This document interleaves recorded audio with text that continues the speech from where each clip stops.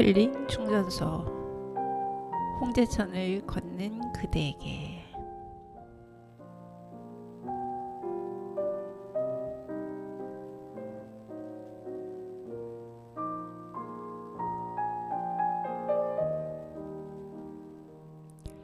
안녕하세요. 홍제천을 걷는 그대에게 류미정입니다. 지금 어디쯤 걷고 계신가요? 홍제 3교에서 폭포마당 쪽을 혹시 걷고 계신가요? 그렇다면 교각 쪽에 그네라는 작품이 있는지 한번 살펴보세요. 오늘 소개해드릴 작품은 장 오노레 프라고나르의 그네입니다. 이 프라고나르는 로코코 양식의 이제 선두주자라고 하죠. 그럼 로코코가 무슨 뜻일까요? 로코코는 장식용 인조돌이라는 뜻이래요. 화려하고 섬세하고 장식성이 아주 강한 이런 작품들을 로코코 작품이라고 하죠. 이 로코코 작품을 설명하기 전에 꼭 먼저 설명드려야 할 분이 바로 루이 14세죠. 루이 14세는 절대 군주였잖아요. 그래서 이 군주는 귀족들을 다 감시를 이제 하고 싶었던 거죠. 그래서 5만 명이나 되는 프랑스 전역의 귀족을 다 모읍니다. 그래서 어디에서 살게 했냐면 여러분이 다 알고 있는 베르사유 궁전에서 살게 했죠. 그 귀족들은 너무 좋았을까요? 아니죠. 불만투성이었죠.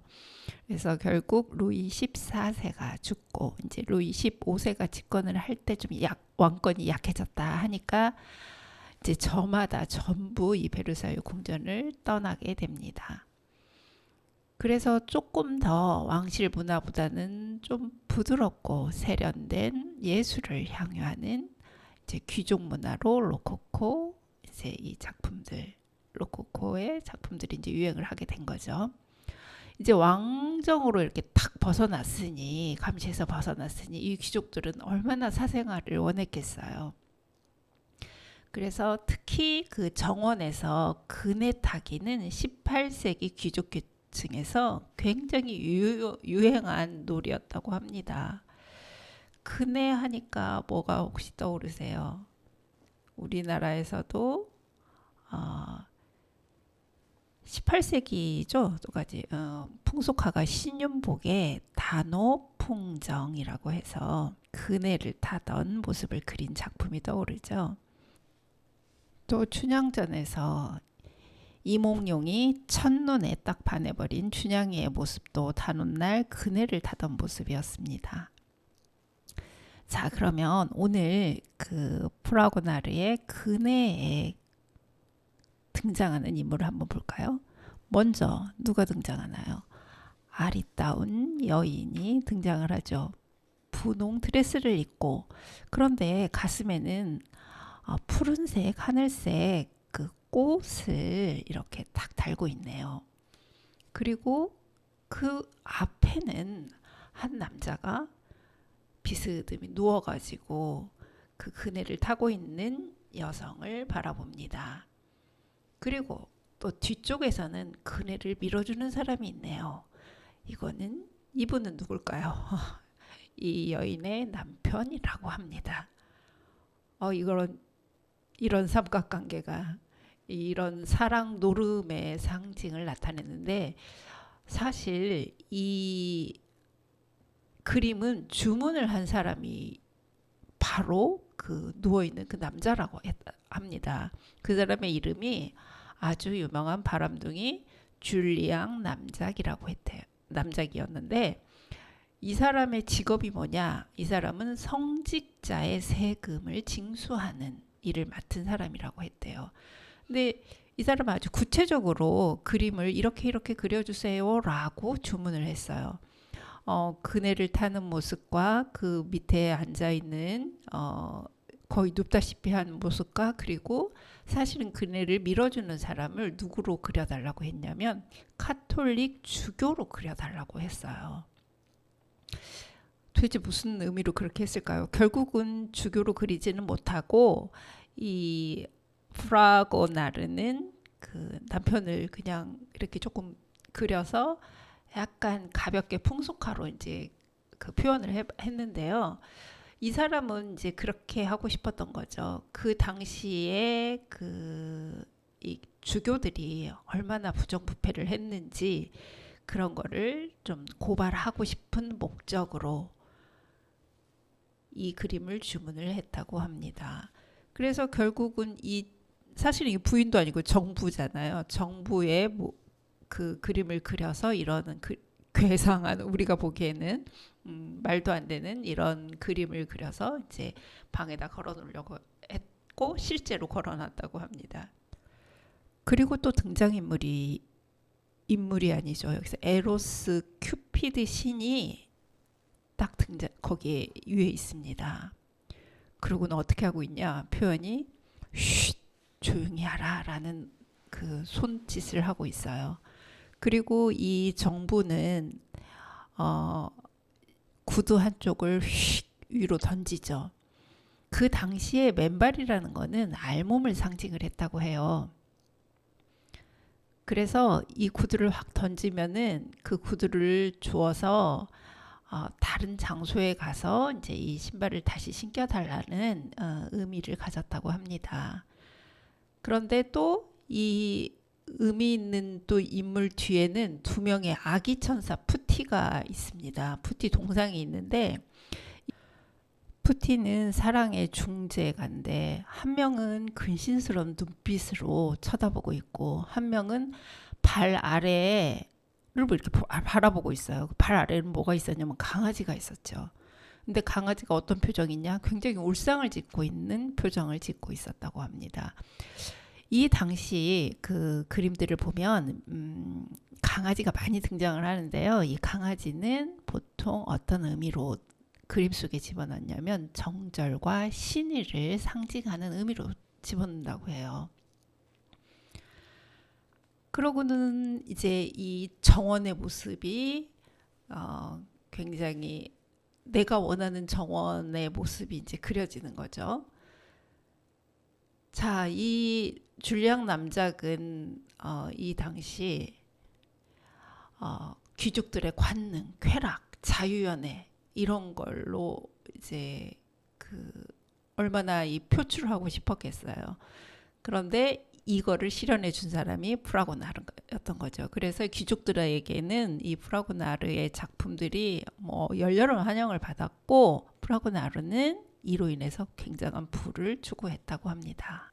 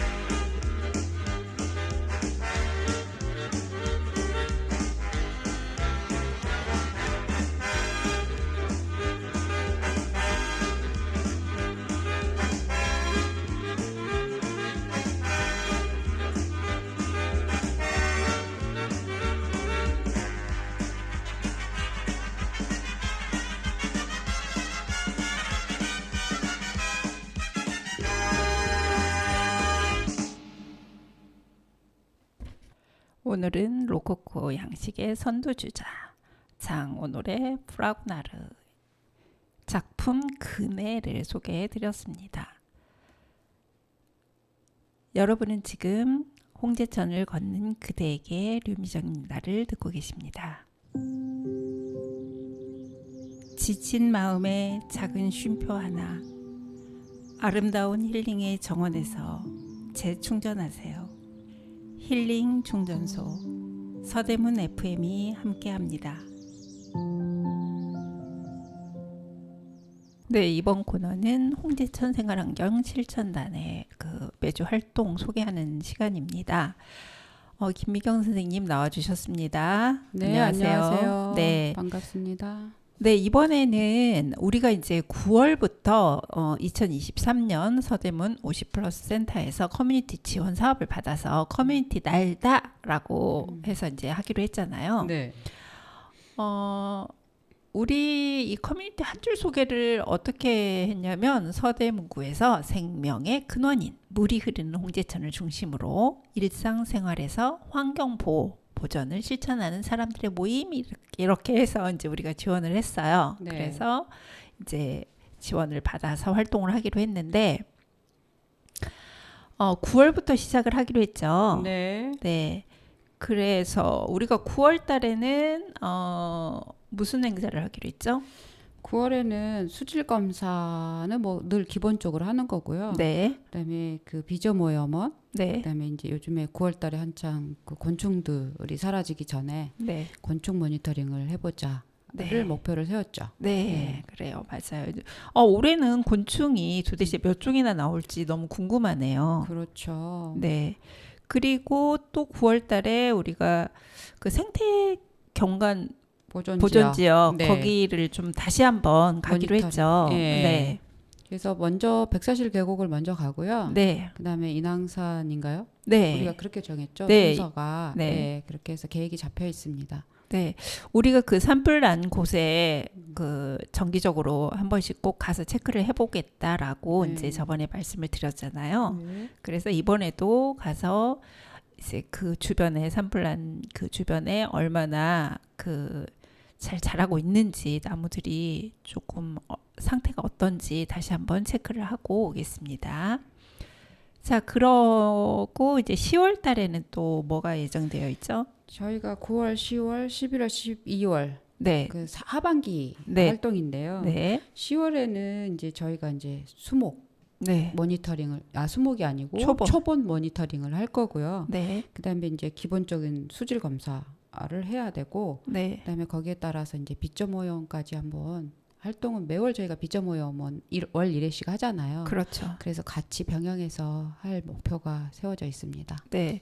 그리고 또 뭐 우리가 매번 하는 거는 그 강하천 그 네트워크 그 활동에도 지속적으로 참여를 하고 있잖아요. 그렇죠. 네. 그래서 사실 9월 달에 뭐 물리 모니터링이라고 해가지고 네.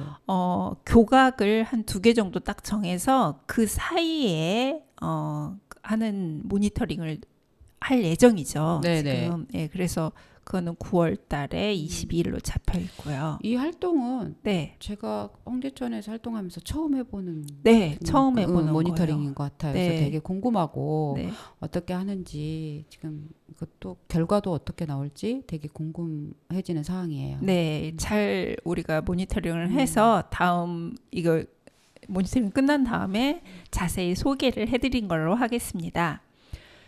11월 달에는 지금 뭐가 예정이 되어 있나요? 기본적으로 수질 검사 비점 오염은 늘 하는 거고 네. 그때는 이제 특별히 또 나무에 대해서 목본 네, 목본 그 모니터링을 좀 할 한번 거고요. 네네. 네, 하겠습니다. 그리고 이제 마지막 추운 12월에는 또 뭐가 되어 있나요? 12월에는 뭐 특별히 별 게 없잖아요. 네. 사실은 뭐 생물로서는 네. 그런데 이제 그때는 겨울철새가 그쵸. 올 때잖아요. 네. 그래서 조류에 대해서 이제 그 모니터링을 하기로 했습니다. 네. 네. 자, 이렇게 이제 9월, 10월, 11월, 12월 우리가 또 해야 할 일들이 쭉 해야 할 일들을 한번 다시 살펴봤습니다. 네.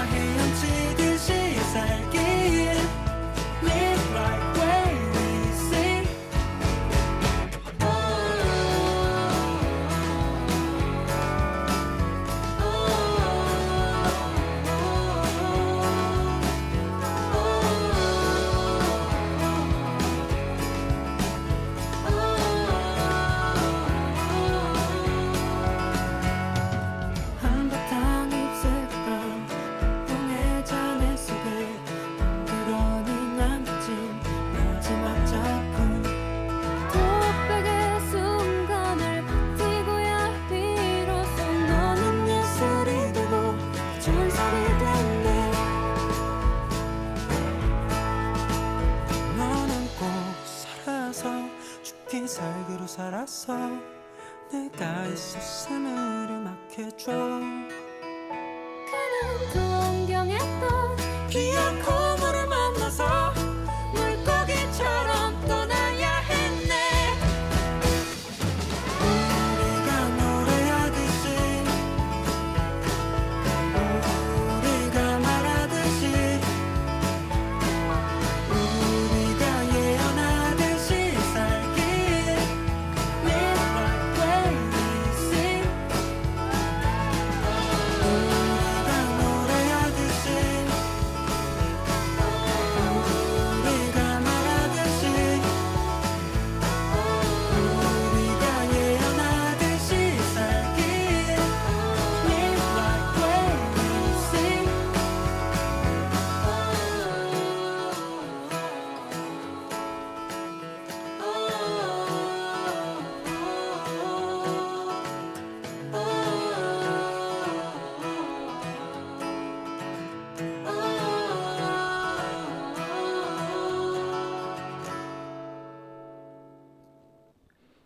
악뮤의 물 만난 물고기였습니다.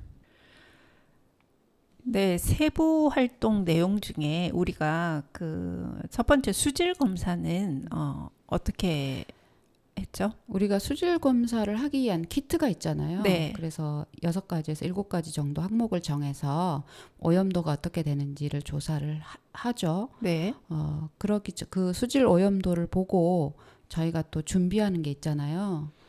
그렇죠. 예, 흑공을 만들어야 되잖아요. 그렇죠, 그렇죠. 예, 그래서 흑공 던지기를 해야 되는데 네, 이제 저희가 그동안에 상반기 때 만들어 놓은 흑공을 사실은 다 거의 다 소진을 했어요. 네. 소진을 해서 새로 다시 흑공을 만들어야 되는 작업을 해야 됩니다. 네. 사실 이 흑공 만드는 것도 예전에는 어떻게 했죠? 저희가 그 흑공 재료를 준비해서 음. 직접 그 EM 용액을 그 항토흙에 넣어서 반죽을 해서 공을 만들었죠. 그래서 그걸 또 발효를 시켜야 되잖아요. 네, 한 그래서 일주일 정도. 1주에서 2주 정도. 요즘은 네. 날씨가 따뜻해서 일주일 정도면 발효가 되니까. 그러면 이렇게 곰팡이가 네, 이렇게 피죠. 파랗게 네. 펴서 그거를 가지고 이제 우리가 가지고 예. 나가서 던졌죠. 네, 어느 정도 물살이 좀 있는 곳에다가 네. 한 간격 1m 안에 하나씩 이렇게 던져주면 그게 이제 한 일주일 정도 그 안에서 작용을 해서 수질을 맑게 하는 역할을 좀 하죠. 네. 예. 근데 사실 우리가 조금 비용이 확보가 많이 되면 좀 자주 하면 좋은데 이게 좀 흑공이 비싸잖아요. 맞아요. 네. 그래서 자주는 하지 못하는 게 조금 안타깝긴 했죠. 네, 그렇죠. 그래서 한 달에 뭐 한 번 정도 네. 그렇게밖에 할 수가 없는데 그래도 그 정도도 괜찮다고 저는 생각해요. 네. 예. 그리고 이제 우리가 그 비점 오염원 네. 활동을 또 계속 지속적으로 했었잖아요. 그죠. 이번에는 이제 또 어떤 게 조금 달라졌을까요? 그 2년 전에 저희가 그때는 이렇게 커뮤니티 지원 사업으로 네. 그 비점 오염원도 들어갔을 때는 사실은 시민 참여를 유도하기 위해서 자원봉사자를 모집했었잖아요. 그렇죠. 그래서 자원봉사자 한 10분 정도를 저희가 모집을 해서 같이 시민과 함께하는 비점 오염 제거를 활동을 했었는데 이제 자원순환단이 생겼잖아요. 네. 50+ 내에. 그래서 그분들과 함께 작년에도 했었고요. 이제 올해도 마찬가지로 자원순환단 그 활동가들이 같이 참여해서 할 계획입니다. 네. 우리는 비점 오염이 뭔지 잘 알고 있지만 이 방송을 처음 듣는 분은 비점 오염이 도대체 무슨 뜻일까라고 궁금해할 것 같아요. 네. 비점 오염을 좀 설명을 해주시죠. 비점 오염은 우리가 이 방송할 때도 한번 설명을 했었던 것 같은데 하천에 흘러드는 오염원들이 있어요. 그래서 정확하게 어디서 누가 어떻게 버렸는지 그 오염원을 알 수 있는 걸 우리가 점 오염원이라고 합니다. 환경용어로. 네. 그런데 그 반대 이 하천에 어떤 오염원이 발생을 했는데 그게 정확하게 누가 어떻게 어디서 무엇을 버렸는지를 알 수 없는 경우 네. 그게 이제 홍지천에는 이제 주로 담배꽁초 무엇인지는 알지만 누가 버렸는지 어디에서 대개 발생을 했는지 그런 경우를 몰랐을 때 네. 제가 그 주변에 있는 하천의 주변에 있는 오염원들을 제거를 하죠. 특히 그 다른 하천과 달리 홍제천은 또 비점오염원이 발생하는 곳이 또 있어요. 특이하게 위에 내부순환 도로가 있어서 네. 그 도로가 위에서 저기 지나가다 보니까 그 위에서 발생하는 비점오염원들이 생깁니다. 그런데 하천으로 비가 왔을 때 네. 어떤 그 자동차 분진, 네. 이렇게 자동차 밖에서 발생되는 분진이라던가 이런 오염원들이 비와 함께 만나서 바로 하천으로 직속으로 떨어지죠. 네, 그걸 그렇죠. 어떻게 필터링할 수 있는 방법이 아직까지 없어서 그 홍제천이 그대로 받아들이고 있어요. 그럴 네. 때 이제 저희가 한 번씩 수질 검사를 하면 비가 온 후에 이제 그게 다 씻겨 내려가서 홍제천을 통해서 비점오염들이 흘러내려가서 강으로 가고 바다까지 가게 되는 거죠. 그래서 그렇죠. 그걸 우리가 미리 막고자 작은 힘이라도 좀 보태려고 하는 활동입니다. 네, 설명을 아주 잘 해주셨습니다. 자, 그리고 우리가 이제 또 곤충 모니터링을 모니터링을 해야죠. 좀 예, 해야죠. 준비 사항들이 있죠. 곤충을 네. 하려면 첫 번째 도감이 있어야 되고요. 네, 그다음에 채집할 수 있는 채집망이 있어야 되고 네, 그다음에 채집한 망에서 꺼내서 그 곤충을 알아보기 위해서 채집통이 있어야 돼요. 그렇죠. 네, 그래서 그 세 가지를 준비해서 저희가 곤충 모니터링을 할 건데 올해는 좀 자원봉사자를 좀 모집해서 해도 되지 않을까요? 그동안 코로나 때문에 네. 또 좀 못한 것도 있고 네, 맞아요. 이런데 가능하면 한번 그것도 올려서 네, 그래서 해보는 좋은 것도 좋은 것 생각이에요. 같아요. 네, 네. 그래서 저는 자원봉사 모집하면 곤충 같은 경우는 어린이들과 함께 해보고 싶은 생각은 있는데 날짜가 네. 안 맞아서 아이들이 학교에 학교를 가야 되니까. 시간이라 그게 제일 아쉬워요, 사실은. 네네. 네, 그러면 홍제천 생활환경 실천단의 소식은 오늘 여기까지 하겠습니다. 여러분은 지금 홍제천을 걷고 있는 그대에게 류미정입니다를 듣고 계십니다. 지친 마음에 작은 쉼표 하나, 아름다운 힐링의 정원에서 재충전하세요. 힐링 충전소 서대문 FM이 함께합니다.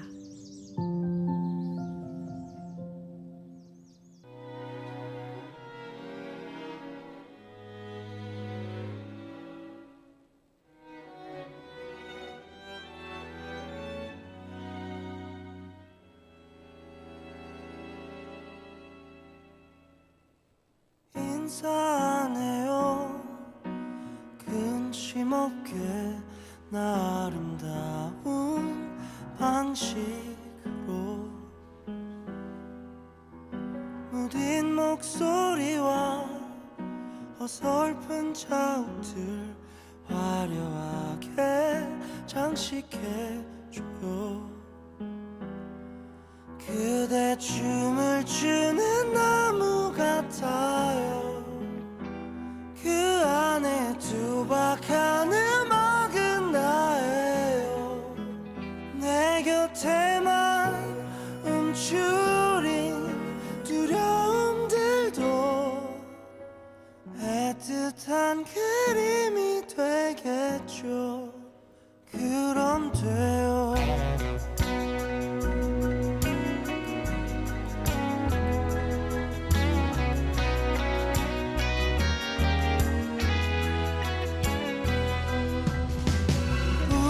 웃어줄래요 사진처럼 수줍은 맘이 다 녹아내리게 무력한 걸음과 혼잡한 TV 속 세상 없이 또 울기도 해요 그대 춤을 추는 나무 같아요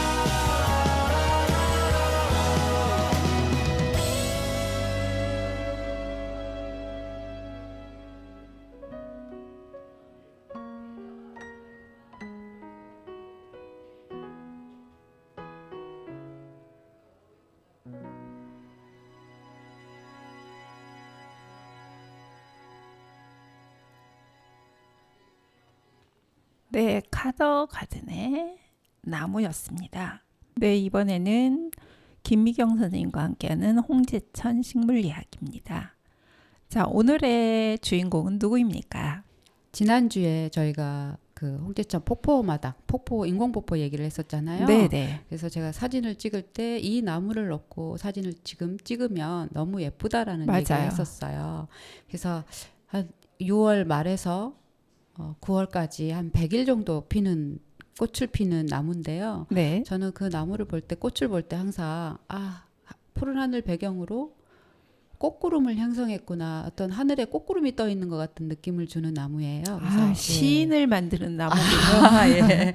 그래서 꽃구름 나무라고 저는 네네. 별칭을 하고 싶은데 네. 이 100일 동안 우리에게 정말 꽃군기에 꽃을 보기 힘든 계절에 정말 예쁘게 피워주는 나무입니다. 배롱나무에 대해서 얘기해 볼까 합니다. 네.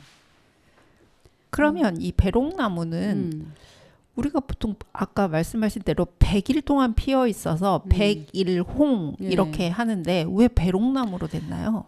우리가 항상 언어는 변하잖아요. 네. 그래서 100일 동안 붉은 꽃을 피운다고 해서 백일홍이었는데 네. 이게 백일홍, 배기롱, 배일홍 그러다가 배롱나무로 되었다고 추정을 해요. 네, 네. 편하게 쓰기 위한 어떤 언어의 어떤 이렇게 변화라고 할 수가 있잖아요. 네. 그래서 사실은 이 백일홍 나무는 우리 자생 나무가 아니고 네. 중국이 원산이에요. 중국 남부지방에 피는 나무라서 약간 따뜻한 지방에서 핍니다. 그러면 우리나라도 마찬가지로 네. 남부지방에서 피는 수종이에요. 네. 그래서 그 전에는 충청도 이남 네. 지방 이남에서 피었는데 요즘은 워낙에 온도 상승으로 인해서 서울에서도 자주 보는 나무이죠. 네, 네. 네, 그래서 주로 이제 꽃이 붉은빛도 있지만 요즘엔 또 품종이 많아요. 이 배롱나무가. 네. 그래서 흰 꽃도 있고 그다음에 그 약간 푸른빛을 띠는 보라색에 가까운 그런 색도 있고요. 그다음에 아주 붉은 색도 있고 뭐 이런 여러 가지가 있는데 네. 주로 우리가 보는 거는 진한 핑크색의 네. 그 배롱나무를 많이 보잖아요. 네. 그래서 그 배롱나무는 그 꽃송이를 보면 꽃이 저는 이렇게 자세히 들여다봤는데 꽃받침이 6개가 있어요. 네. 그리고 그 위에 이제 꽃잎이 있는데 혹시 선생님 자세히 들여다본 적 있는지 모르겠지만 이 꽃잎이 캉캉 추는 옷이라고 해야 될까? 네, 네. 꽃잎 하나하나에 주름이 되게 많아요. 네. 그래서 이렇게 보고 있으면 캉캉춤을 추고 있는 것 같은 그런 옷을 입은 것 같은 느낌이 드는 꽃이에요. 네, 저도 그때 그 전북 익산에 있는 그 나바위 성당 지난번에 네, 다녀오셨다? 네. 거기 갔는데 그 주차장 옆에 이 배롱나무가 있는데 하얀색과 이렇게 분홍색이 이렇게 어우러져 있으니까 굉장히 예쁘더라고요. 그렇죠. 네. 그래서 그러면 이 꽃이 100일 동안 피는데 한 송이가 100일간 필까요? 그러긴 어려울 것 그렇죠. 같은데요. 네. 먼저 배롱나무 꽃은 이렇게 모여서 원뿔 모양으로 생겼잖아요. 네. 꽃대가 올라오고 거기에 꽃이 주렁주렁 달리는데 네. 아래서부터 피고 지고 이렇게 올라가는 게 100일 정도를 그렇게 하고 있어요.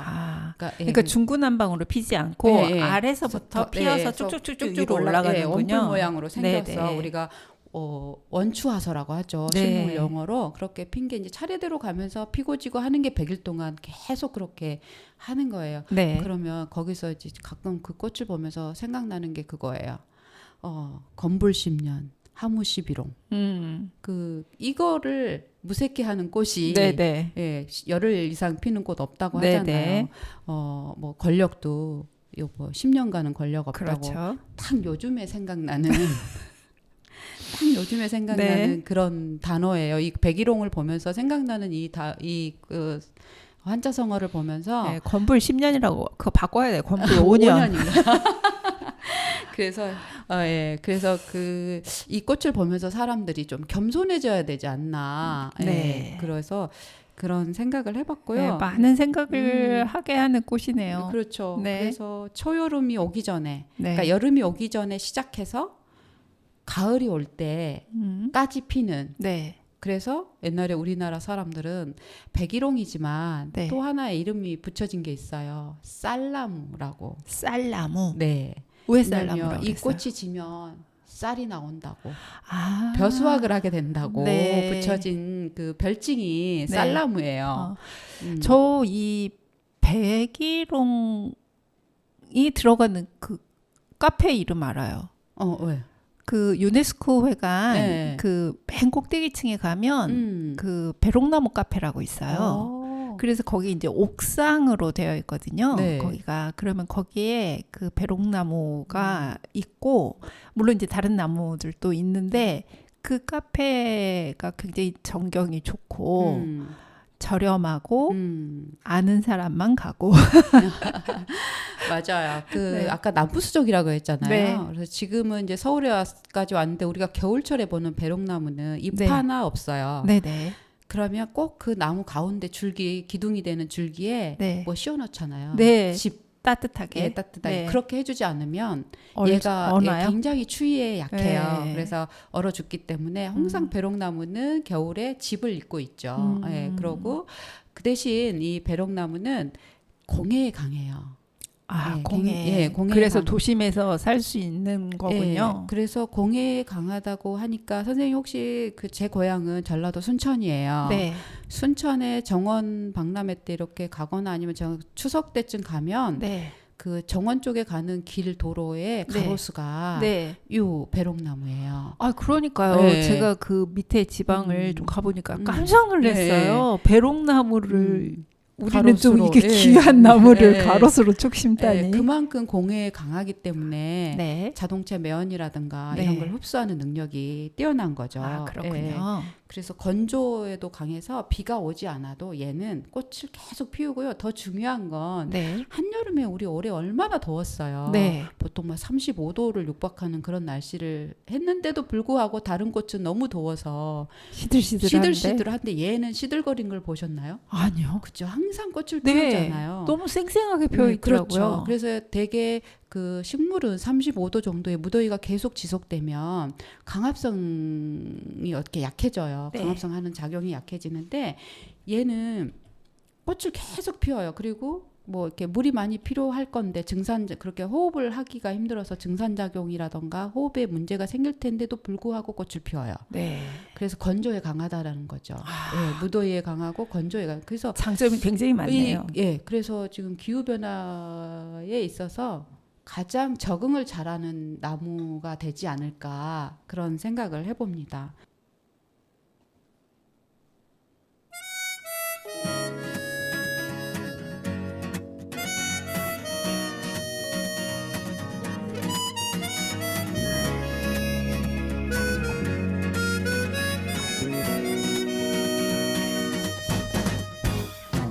배드민턴 치자고 꼬셔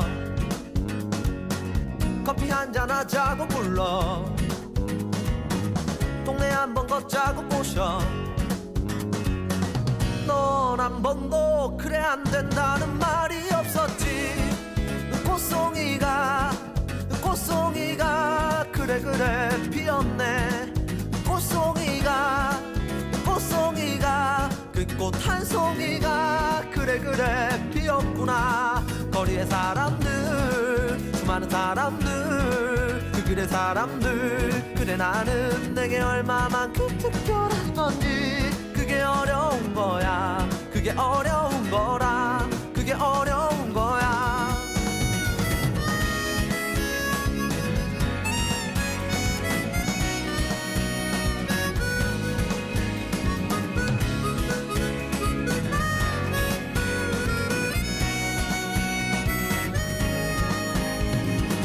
맛있는 거 먹자고 꼬셔 영화 보러 가자고 불러 단대 호수 걷자고 꼬셔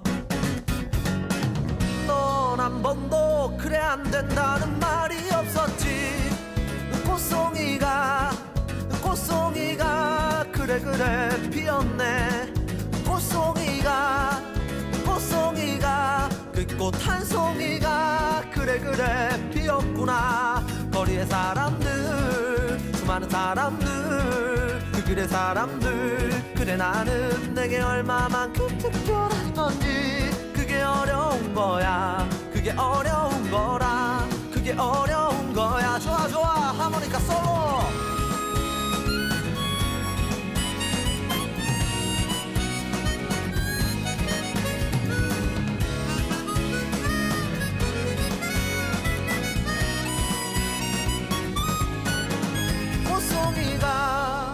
꽃송이가 꽃송이가 그래 그래 피었네 꽃송이가 그 꽃 한 송이가 그래 그래 피었구나 거리의 사람들 수많은 사람들 그 길의 사람들 그래 나는 내게 얼마만큼 특별한 건지 그게 어려운 거야 그게 어려운 거라 그게 어려운 거야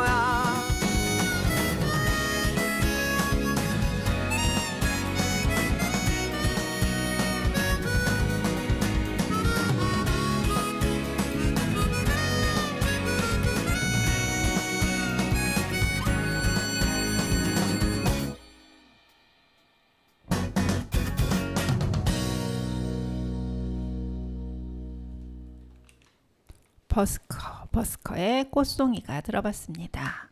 자, 이어서 이번에는 줄기를 좀 알아볼까요? 배롱나무는 꽃도 예쁘지만 네. 굉장히 특이점이 줄기가 있어 나무 기둥 맞아요. 자체가. 예, 그래서 다른 나무들은 되게 보면 식물 그 수종들을 보면 수피가 다 있잖아요. 네네. 그런데 대부분 배롱나무 자세히 보면은 굉장히 만질거려요. 네, 보아도 막 이렇게 되게 껍질이 안 왠지- 보이잖아요. 네네, 껍질이 껍질이 볼- 생겨도 금방 네. 떨어져요. 떨어져요. 네, 그래서 그게 벗겨져서 네. 속살이 드러나듯이 네. 아주 만질거리는 네. 그런. 근데 그건 느낌. 속살은 아니죠. 아니죠. 네. 그 나무 자체 그거예요. 네네. 그래서 그 수피가 떨어지면 또 그 약간 담갈색인 그 나무 그 기둥에 네. 줄기에 약간 흰 점처럼 흰색 얼룩처럼 이렇게 네, 맞아요. 숲이 떨어진 자리가 그러거든요. 그러면 그 대개 보면은 그래서 그 나무 그 특징 때문에 생긴 이름들이 또 재미가 있어요. 네. 우리는 뭐가 있을까요? 꽃을 보고 네. 이름을 붙였잖아요. 그렇죠. 그 붉은 꽃이 피는 그래서 그런 붙였는데 일본에서는 이게 너무 미끄럽다고 네. 미끄럼 나무 이름을 따서 원숭이도 이 배롱나무를 잡고 올라가면 미끄러져서 떨어진다고 해서 네. 사루스베리라 그래요. 그래서 일본 이게 뭔가 했더니 사루가 네. 원숭이고 스베리가 미끄럽다라는 미끄럽다. 뜻의 명사형이었던 거예요. 아, 재밌네요. 네, 그래서 일본은 참 이름 지을 때 네. 우리가 보는 그거하고 일본하고는 조금 그런 다른 점이 좀 있어서. 네, 우리는 꽃을 네. 봤고 그들은 줄기의 특이함을 좀 네, 봤네요. 맞아요. 그래서 이 그 미끄럼을 타는 나무라서 언젠가 그 선생님 그 SBS인가요? 네. 그 방송 그 이름 말해도 되죠. 거기서 스펀지라는 프로그램이 있었어요. 네네. 그 스펀지 프로그램에서 이 주제가 그게 뭐였냐면 미끄럼을 타는 나무도 있다. 그래서 그걸 찾아갔죠. 이제 네네. 홍롱수목원에 찾아갔는데 그 영상을 한번 막 찾았더니 잘 안 보이더라고요. 근데 그게 제 기억으로는 홍롱수목원에 찾아가서 정말 미끄럼 나무가 있냐고 물어봤는데 있다고 해요. 그게 네. 이제 배롱나무인데 배롱나무를 어떻게 이제 그 간지럼을 시켰어요. 네네. 이렇게 그 새 깃털로 네. 이렇게 간지럼을 이렇게 일으키니까 네. 위에 꽃이 피어 있는 줄기가 바람에 흔들리듯이 흔들리는 막 거예요. 흔들려요? 네. 간지럼을 타는 네, 거예요? 간지럼을 타는 거예요. 그래서 네. 이거는 바람이 불어서 그런다. 네. 그래서 이제 거기 나무를 바람을 다 막는 장치를 하고서 네. 가서 다시 했어요. 네. 했는데 정말 또 흔들리는 움직여요? 거예요. 오. 그럼 거기에 왜 그럴까? 네. 다른 나무는 그렇게 해도 안 그러잖아요. 그렇죠. 거기에 이제 어떤 그 배롱나무만의 그 특징이 있는 거예요. 네. 어떤 그- 특징일까요? 궁금하네요. 나무들은 어렸을 때 나무 모습과 수영이 크면서 달라지잖아요. 그렇죠. 근데 배롱나무는 어렸을 때 그 모습이 크면서 그대로 유지하는 거예요. 네, 수영을. 네, 네. 그러다 보니까 가지도 변하지 않고 그게 다 이렇게 연결이 되어 있는 거예요. 그래서 밑에서 이렇게 우리가 간지럼을 태웠을 때 어떤 자극을 주었을 때 네. 그 끝에 있는 나무까지도 흔들리는 작용을 하는 거예요. 그러니까 수영이 변하지 않았다라는 거죠. 어렸을 때 모습과 그대로 그 모습으로 굽어지거나 뭐 이런 식으로 자라는 거죠. 그런 나무가 네. 많이 있나요? 아니요, 배롱나무가 아마 제가 알기로는 제가 알고 있는 수종 네, 네, 중에는 네. 배롱나무 하나 그러니까 아닐까. 특이한 네, 그래서 거겠죠. 간지럼나무라고 하기도 네. 해요. 그러니까 충청도에서는 우리나라도 네. 간지럼나무라고 했대요. 얘를. 간지럼나무. 예. 그리고 이제 제주도에서는 네. 이름이 좀 제주도는 자금 타는 낭? 이게 제주도는 나무를 낭이라고 하죠. 그렇죠. 네. 그래서 이 자금 타는 낭이다 해서 껍질이 매끄럽고 수피가 없어서 그 좀 뭐랄까 그 제주도만의 그 문화가 있잖아요. 네. 어떤 그런 게 있어서 그 제주도는 그 자금 타는 낭 배롱나무를 절대 집안에다가 심지 않았대요. 왜 자금 타는 게 낭인 그러니까 자금 타다라는 게 예. 간지럼 타다라는 예, 뜻이죠. 그런 의미도 갖고 있는데 이건 뭐냐면 그 대개 보면 그 전에 집안에도 심지만 네네. 또 이 나무가 이 배롱나무가 많은 곳이 네. 무덤가예요. 무덤가. 네, 우리도 네. 그 남쪽 지방에 가고 그러면 꼭 무덤가에 배롱나무 하나쯤은 심어놨었거든요. 네. 이제 그거는 이제 왜 그런가 했더니 제주도에서 그런 문화가 있더라고요. 제주도는 그 배롱나무가 그 속살만 있잖아요. 그러니까 네네. 어떻게 보면 뼈만 있는 느낌으로 그렇죠. 나무가지에 그 껍질 수피가 없다 보니까 네. 그 나무 자체에 뼈만 있는 것 같은 느낌. 그다음에 꽃은 피가 그러니까 살이 하나도 없는 뼈만 있는 나무가지에 피가 흐르는 모습에 꽃이 핀다고 해서 어떤 뭐 귀신이 붙는 나무 뭐 이런 네네. 느낌에 있어서 그 부모님이 고생해서 돌아가신 느낌 뭐 이런 여러 가지 그런 복합적인 것 때문에 상징적으로 집안에다가 드리지를 않고 부모님 무덤가에 심어서 어떤 효심 효심을 나타내는 그런 네. 나무라고 할 수 있죠. 그런데 이제 뭐 이렇게 그 육지에서는 네. 주로 이제 집에다가 심었는데 일반 가정집보다는 많이 심어진 데가 서당이나 네. 서원이나 네. 궁궐에 많이 심었어요. 네네. 이제 그거는 어떻게 보면 나무가 욕심을 채우지 않는 100일 네. 동안 꽃을 피워주면서도 내가 어떤 수피로서의 어떤 그 수피 나무 껍질이 없는 거를 어떻게 보면 청렴한 느낌 그런 걸로 봤나 봐요. 네. 그래서 그리고 어디에 많이 심었냐면 서원에 그러니까 사찰 사찰에, 절에도 가면 절에. 많이 심었어요. 네네. 근데 그 집안에다가 심는 거는 양반집 대갓집에서 그걸 심었었대요. 네네. 어떤 그 선비들의 선비 정신을 갖기 위해서 그 청렴하게 살고 부를 축적하지 말아라. 어떤 수피가 쌓인다라는 걸 어떤 이런 축적으로 봤었나 봐요. 그래서 네. 청렴하게 살기 위해서 그렇게 쓰고 그다음에 서원이나 서당도 마찬가지고 네. 그래서 그렇게 했는데 그러면 스님들 아까 그 재밌는 이야기가 있어요. 이게 그 여성의 피부처럼 어떻게 네. 보면 굉장히 피부 색깔처럼 부들부들하고. 만질만질하잖아요. 네네. 그런데 우리는 그런 의미로 봤는데 절에 그러면 안 심었겠다 이런 생각을 할 수 있잖아요. 네네. 스님들의 어떤 정신 수양에 네. 수행하는 데 있어서 문제 있을 건데 절에는 심었어요. 왜 심었을까요? 많이 심었어요. 그거 마찬가지예요. 그 껍질을 다 벗잖아요. 네. 이 수피가 다 떨어져 나가 네네. 하나도 없이 만들잖아요. 네.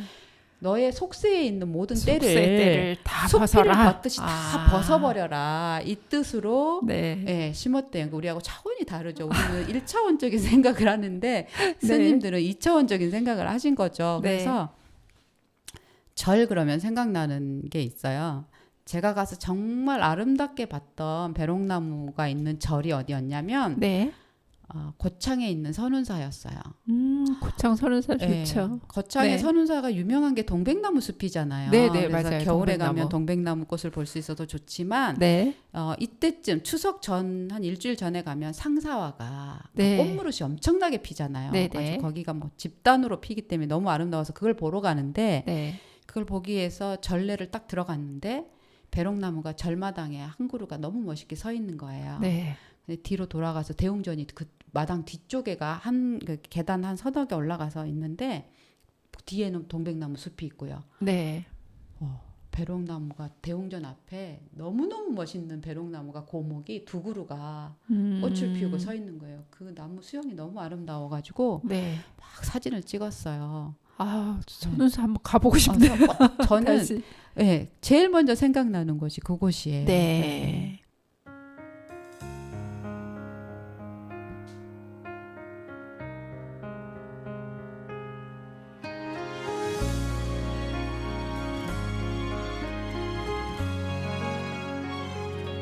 당신을 만나 힘겨운 하루를 또 버티고 보잘것없던 내 삶도 이제 빛나고 당신을 만나 사랑에 아팠던 상처도 이젠 아무런 다시 웃을 수 있죠.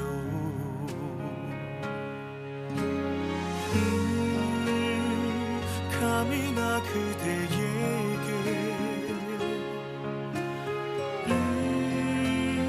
영원을 약속해요. 당신을 만나 꿈 같은 사랑을 하고 당신을 만나 그리움의 눈물도 흘리고 사랑한다 그 한마디 그걸로 모자라서 미안한 내 사랑이죠. 나나나나나나 나나나나나나 당신을 만나 당신을 만나 조금 더 나은 날 만나고 매일 똑같은 하루가 표정을 짓고 당신을 만나 사랑을 또다시 믿게 되었고 잠들 때 편히 웃을 수 있죠.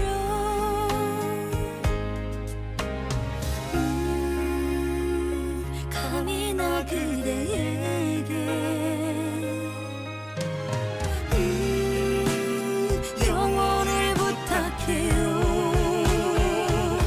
당신을 만나 겁없이 꿈을 또 꾸고 당신을 만나 시간이 흐르는 게 아쉬워 사랑한다 그 한마디 그걸로 모자라서 미안해요. 당신을 만나 언제나 내 곁에 이대로 머물러요. 사랑한다 그 한마디 그걸로 모자라서 미안한 내 사랑이죠. 나나나나나나 나나나나나나 사랑합니다. 난 다시 태어나고 할 수만 있다면 당신을 만나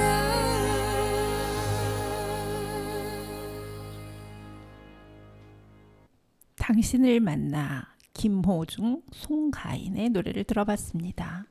선생님 또 다른 여행지는 없나요?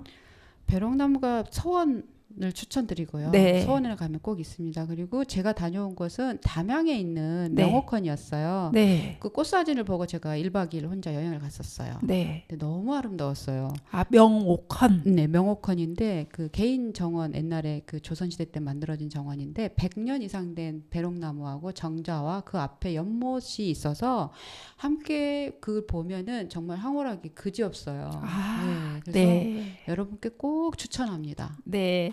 김미경 선생님이 꼭 추천하는 그 명옥헌에 담양에 있는 그곳에 꼭 한번 가보도록 하겠습니다.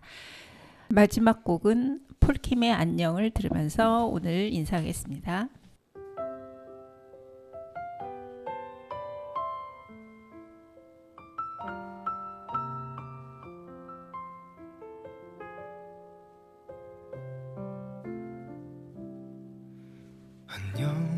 안녕이라는 말을 해 짧은 시간을 뒤로 한 채로 여전히 아프겠지만 하룻밤 자고 나면 사라지는 꿈처럼 너를 잊게 될까 두려워져 무심히 널 떠올리게 되면 불안해지는 맘 어떻게 해야 하니 안녕 이제는 안녕 이 말 도저히 할 수가 없어 너로 가득 찬 내 마음 겨우 내가 할 수 있는 일 너를 사랑하는 것 다시 널 만날 수 있길